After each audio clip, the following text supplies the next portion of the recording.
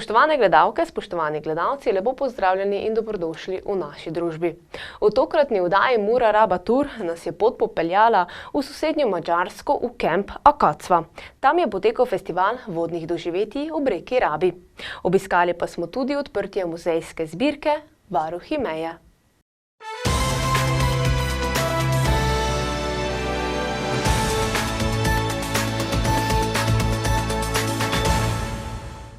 Ob valovih reke Rabe je v sklopu projekta Mura Raba Tour potekal festival vodnih doživetij. Obiskovalci festivala so lahko uživali v neokrnjeni naravi kampa Akacva v Čretniku, kjer se je v kuhanju ribje čorbe iz rečnih rib preizkusilo kar 14 ekip. Naša ekipa je dobila posebno nagrado za najboljši okus ribje čorbe. Az idei évben Európai Uniós forrásokat is sikerült bevonni a 14. nyárköszöntő Rába parti és a kistérségi halászléfőző verseny megrendezésére Csörötneken. A kétnapos programsorozat június 15-én nyitotta meg kapuit, az első napon 10 órától főzték a finomabbnál finomabb halászleveket, amelyeknek fél 2-re kellett asztalra kerülnie. Hát, hogy mennyire tudtuk kibővíteni az elsőhöz képest, ez hullámzó az évek folyamán, hol kevesebb, hol több résztvevővel. Én úgy gondolom, hogy az idei év a Mura Raba Tour közös szlovén-magyar pályázatnak köszönhetően egy nagyobb létszámot eredményezett. 15 fő csapat mérkőzik meg a legjobb halászlé címéért. Köztük van egy szlovén csapat is. Hogy ki lesz a nyertes, azt majd a szakavatott zsűri el fogja dönteni. Emellett ugye a rendezvény keretében egy evezős verseny is lebonyolításra kerül, amelynek a rajtja 2 órakor történik, itt a híd melletti Rába területen, aztán annak majd az eredményhirdetése este 6 órakor lesz, illetve a holnapi nap folyamán pedig egy ilyen evezős állóképességi, ügyességi verseny kerül megrendezésre a nap folyamán. Mindez a Mura Raba Tour projekt keretében, és én nagyon bízom abban, hogy tényleg ez a térség egyik meghatározó turisztikai rendezvénye lehet, ami a Rába folyóhoz kapcsolódik és a Rába folyóhoz kötődik, és erősíti a két ország, illetve én inkább kitekintenék a 3 ország, mert Ausztria is itt van a szomszédban, a 3 ország turisztikai kínálatát és vonzerejét. Mennyire tudnak saját kezűleg belenyúlni ezekbe a főzésekbe, mennyire tudjátok őket támogatni, mi volt az, amit a versenyzőknek maguknak kellett hozni? Hát a versenyzőknek elsősorban a szaktudást kellett hozni, illetve hát azért a fűszereket. Mi, amit biztosítunk, az a tűzifa, a hal, kenyér, tányérak, műanyagtálak, evőeszközök, stb. Tehát ilyeneket, de a fűszerek és az egyéb titkos hozzávalók, az minden egyes csapat saját maga hozza, illetve ugye az sem kizárt, hogy azon a halon kívül, amit mi adunk, az átlagosan 2 darab ilyen 1,5 kilós ponty, felpucolt ponty, azon kívül, hogy ki még milyen fajta hajlal ízesíti a halászlevét, az mindenkire rá van bízva. Ugye a területünk is bővült, egyrészt ez zömében önkormányzati saját fejlesztés keretében vásároltunk meg területet, amivel bővíteni tudtuk a kemping kapacitását. Amellett ugye hát 2006-ban, amikor legelőször átadtuk ezt a létesítményt, akkor egyetlen egy fogadóépületünk volt itt mellettünk. Ahhoz képest már azért bővültünk, hisz akár ennek a projektnek a keretében szabadtéri kemence, különböző kis kerti kiülők, egyéb más kerti butorzatok kerültek beszerzésre, illetve korábbi évek eredményeként rendezvénysátor és egyéb más eszközök, amik beszerzésre kerültek. Tehát folyamatosan azon dolgozunk, hogy akár kicsi kis apró beszerzésekkel, fejlesztésekkel szolgáljuk a vizitúrázók, illetve a helyi lakosság és a környékbeli lakosságnak a érdekeit is. Az idei versenyen 15 induló csapat mérte össze gasztrotudásukat. Voltak tapasztalt versenyzők, és érkeztek abszolút kezdők is. Tintahal nevű csapat az idén vett részt 6-szor a versenyen. Ők 3-szor voltak első helyezettek, egyszer harmadikak, az egyik alkalommal pedig a legpirosabb halászlé címet is elnyerték. A 6 tagból álló kis csapat egyébként a helyi általános iskola tanárai és segítői közül került ki.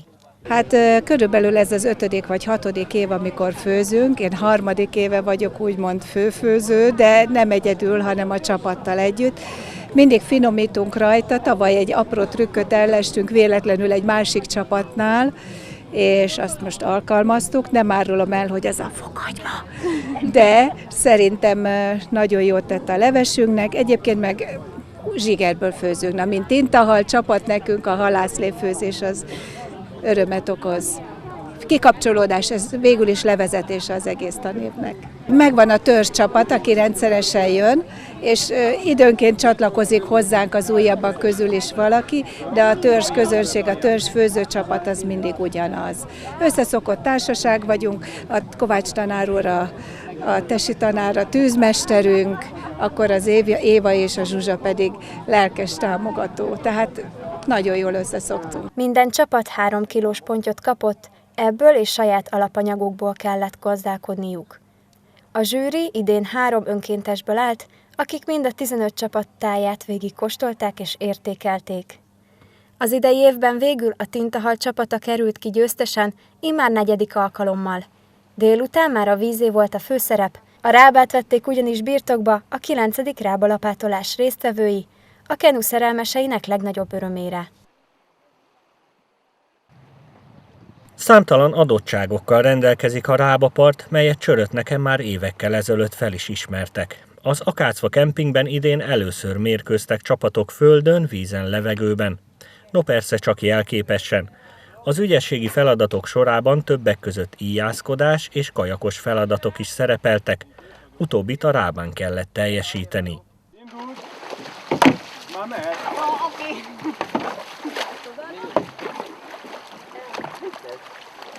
Arra!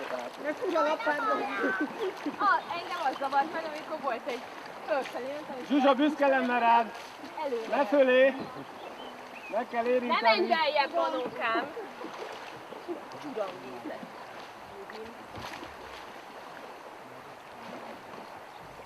Mehet!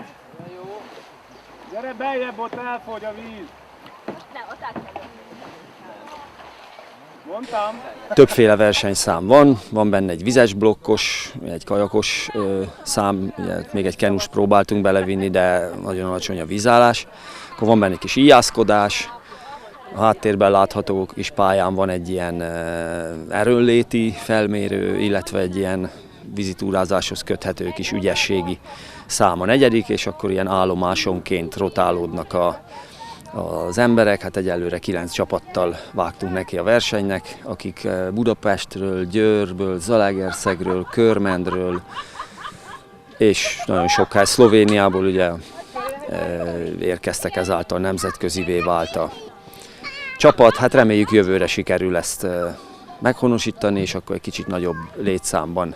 Most mi is teszteltük egy kicsit a versenyt, hogy megy, ezt még tudjuk finomítani, és akkor jövőre talán egy még élvezetesebb dolgot tudunk összeütni. Mennyire vannak meg az adottságok ehhez? Tehát most már mondhatjuk így, hogy a javán túl vagyunk. Mik az első benyomások, tapasztalatok?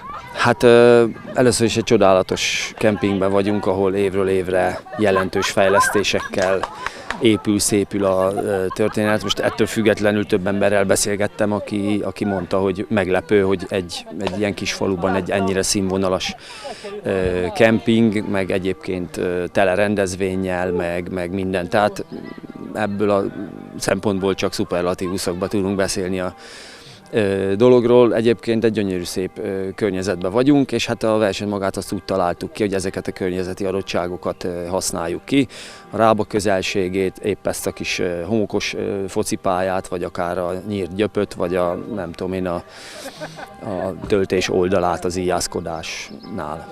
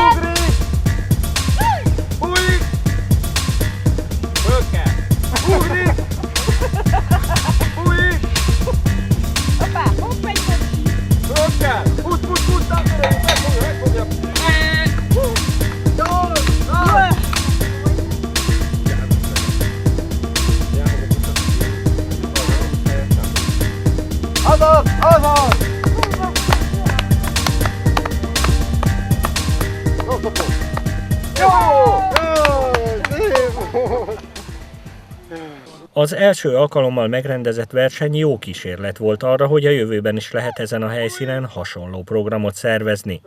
Ez is volt a cél, hiszen a következő szezonra már készülnek a feladatok, hogy újabb csapatok mérkőzzenek meg a Rába részen.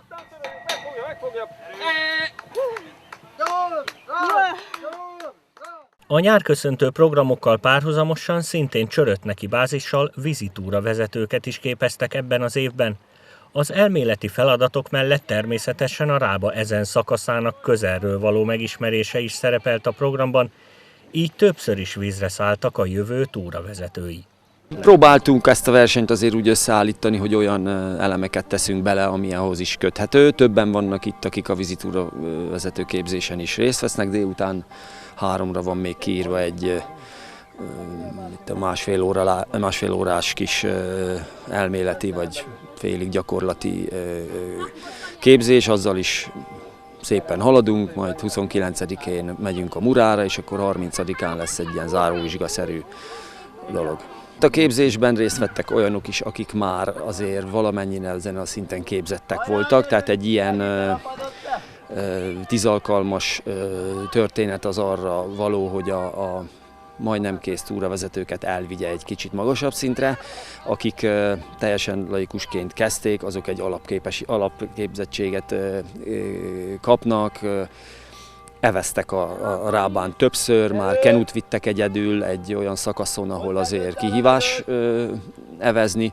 Úgyhogy én azt látom, hogy mindenki egy szintet lépett magához képest előre.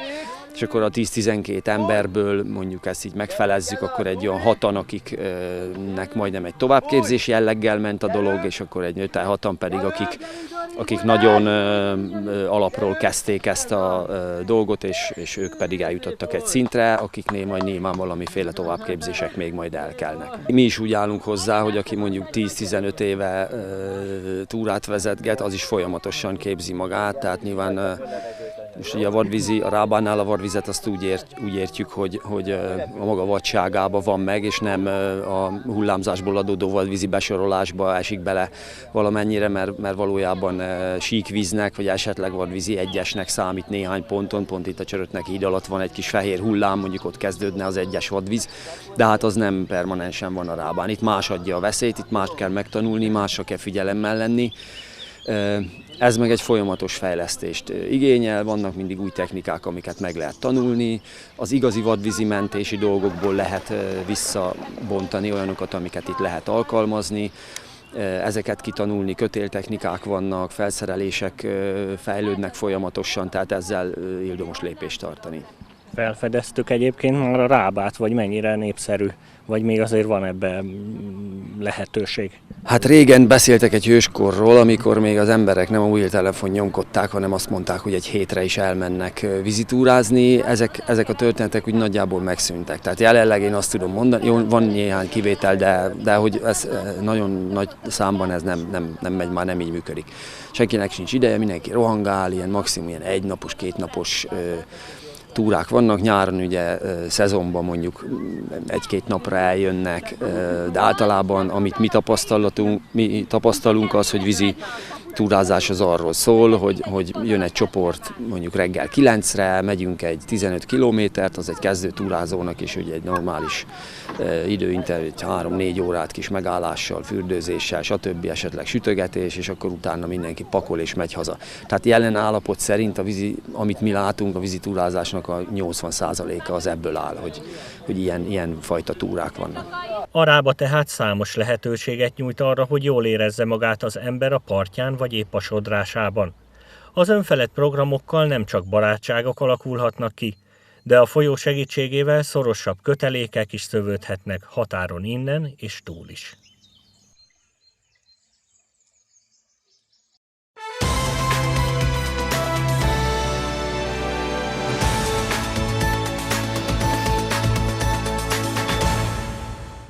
V Čepincih na Goričkem je v sklopu projekta Mura-Raba Tour potekala slovesnost ob odprtju obnovljene nekdanje karavle z muzejsko zbirko Varuhi meje.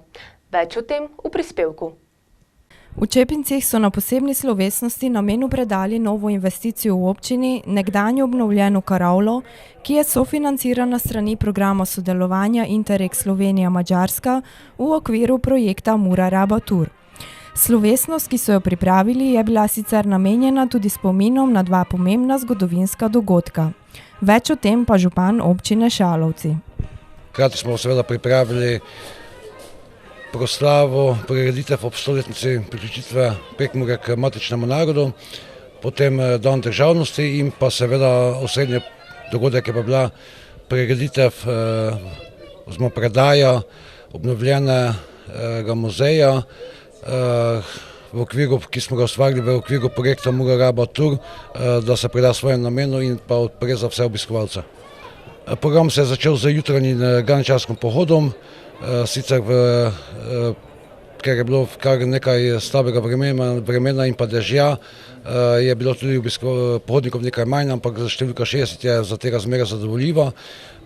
Osrednji dogodek se je pa seveda začel ob 14. uri, kjer je tudi bil osrednji govornik magister Dejan Židan, predsednik Državnega zbora Republike Slovenije, in pa seveda ob nastopu domačih glasbenikov, folklore smo nekako ovekovečili ta dogodek v Čepincih, ki je bila tudi v okviru praznika Dneva državnosti. Pri muzejski zbirki Varuhi meje je sodelovalo več zbirateljev iz različnih veteranskih društev, postavila pa sta jo major magister Zvezdan Markovič iz Vojaškega muzeja Slovenske vojske ter Uroš Koštric iz društva Vöter, ki je razstavo tudi podrobneje predstavil. Torej, tu je v Čepincih v bivši karavli nastala ena muzejska zbirka. Skupaj z Vojaškim muzejem smo uredili notranjost tega objekta na način, da, kot že samo ime pove, da potem turisti oziroma vsi obiskovalci spoznajo varuhe meje, ki so delovali na tem območju od leta 1918 pa do leta 1991 oziroma še naprej.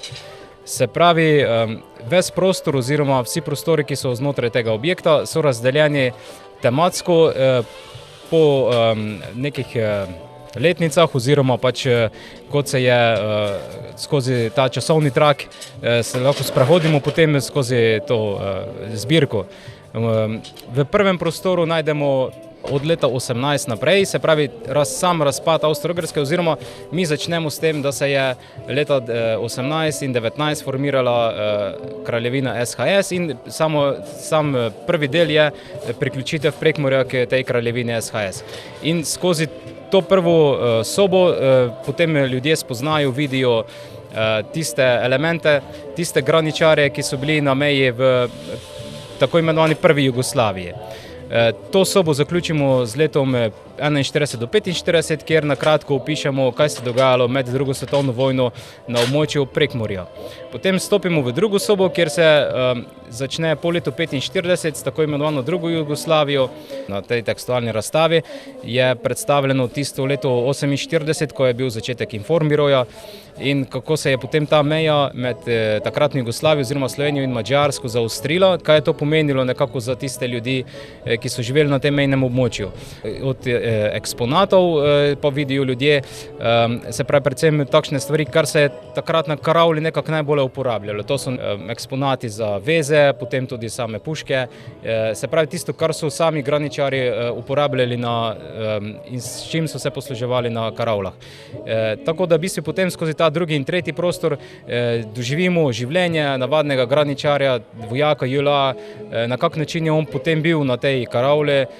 Tam v tretjem prostoru imamo potem eno vitrino, kjer malo opiše tudi samo čepinsko karavlo, imamo tudi eno pismo, ki je en domačin bil na eni drugi karavli, se pravi, da na nek način tudi damo prostor, omenimo tudi navadnega človeka oziroma se pravi tega domačina, ki je služil na neki postojanki drugje. Po drugi strani pa se predstavi potem tudi sama čepinska karavla. No, potem naslednji prostor pa potem že začnemo z tem prehodom v demokratični del Slovenije in nekako nam potem te table, tekst govori o tem, kaj se je dogajalo konec 80 let Slovenije, kaj se je dogajalo začetku 91. leta in potem kako je to vplivalo potem na to samo stvar v Prekmurju, tudi kar se tiče začetka vojne v Prekmurju. In v zadnjem prostoru pa potem imamo, kaj se je dogajalo na Hodošu, kaj se je dogajalo v Gederovcih, in pa tekst nam tudi predstavi, na kak način so se teritorialci in miličniki bojevali na teh karavlah in mejnih prehodih, na kak način so jih potem nekako prevzeli. Se pravi, zaključimo z letom 1991 in ga potem nekako pripeljamo naprej v leto 2008 z našim stopom najprej 2004 v EU in 2008 v šengenski prostor. Tako da sama muzejska zbirka je nekako zaokrožena celota od leta 1819, ki se je formirala meja med kraljevino SHS in Madžarsko, Avstrijo in tako naprej. In potem nekako končamo leta 2008, ko je bila Slovenija že samostojna in je vstopila v šengenski prostor, kjer so te mejne kontrole, ne bomo rekel meja, ampak mejne kontrole padle in imamo mi sedaj nekak prost vstop v druge države, kljub vsemu se pa še te meje vedno varujejo. Pomembno vlogo pri postavitvi razstave je imel Vojaški muzej Slovenske vojske. Kakšna je bila ta vloga in kako je do ideje za izvedbo razstave prišlo, pa major Markovič. Pred nekaj leti nazaj je iz območnega združenja veteranov vojne za Slovenijo 1991 k nam v muzej prišla pobuda, da bi sodelovali pri postavitvi stalne razstave o, kot so oni rekli, graničarjih v severozahodni meji. In seveda, mi smo videli tukaj eno lepo priložnost, da eno od poglavij slovenske vojaške zgodovine predstavimo širši javnosti v tem obnovljenem objektu in seveda s tem tudi revitaliziranem objektu nekdanje stražnice oziroma karavle Čepinci, tukaj na severovzhodni meji, ki je danes tukaj tudi na ogled. Nova turistična pridobitev v Čepincih je že druga v zadnjem letu v občini Šalovci, zato ne čudi, da so tudi tokrat pričakovanja velika. Naša pričakovanja so velika, posebej ker v okviru projekta Mura Raba Tur odpiramo več vsebin. Ena od vsebin je danes na ogled, to je varuhi meje. Druge vsebine pa seveda skupaj z partnerjem želimo v čim večji meri tudi predstaviti širši javnosti, pomeni od raziskave in pa zgodovine upornih krucev, potem o konjih, jahanje za konji, pohodništvo in pa še druge vsebine, tako na vodi kot tudi v samem tem območju, in na ta način želimo na območje občine in pa širše privabiti čim več obiskovalcev in turistov.